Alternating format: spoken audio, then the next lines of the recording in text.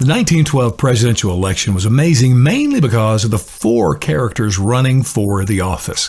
First, you had William Howard Taft, the current president who was running for a second term. Famous for being the most obese president ever, 330 pounds plus. Famously got caught and stuck in the White House bathtub. We'll not say more about that. Another Republican running for president was Teddy Roosevelt. He'd already served 2 terms, but didn't like some of the things Taft was doing, so he ran for a 3rd term. He was defeated by Taft in the Republican primary, so started a 3rd party. It was called the Progressive Party, later called the Bull Moose Party because he said, hey, I'm as tough as a bull moose. Democrats were represented by Woodrow Wilson, who currently was the governor of New Jersey. The 4th character, maybe not as known today, but was famous then, Eugene Debs. He was a card-carrying socialist and maybe was one of the best political speakers in our history. Truly amazing. People would go from miles around to hear him, even if they did not agree with his ideas, just to hear his speeches. Now, Woodrow Wilson had the personality of a tree stump. On the other hand, the most colorful character maybe in our history was Teddy Roosevelt. When Taft won the presidency, Roosevelt went on a famous African safari. This is documented. He literally killed himself 9 lions, 8 elephants, 20 zebras, 7 giraffes, and 6 buffalo before PETA. He also, while campaigning in the 1912 election, was shot in the chest.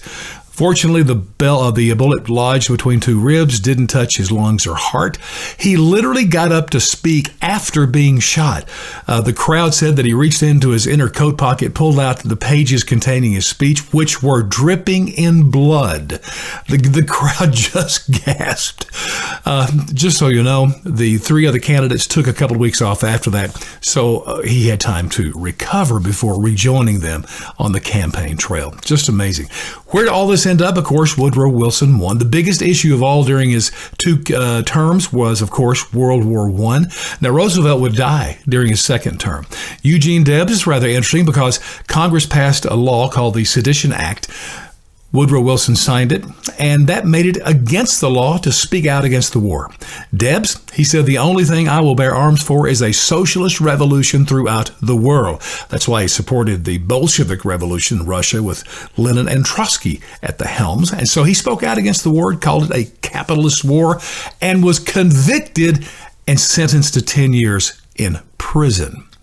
The law was repealed a couple of years after it was passed, and the next president, President Harding, commuted Debs' sentence in 1921 and let him out of prison.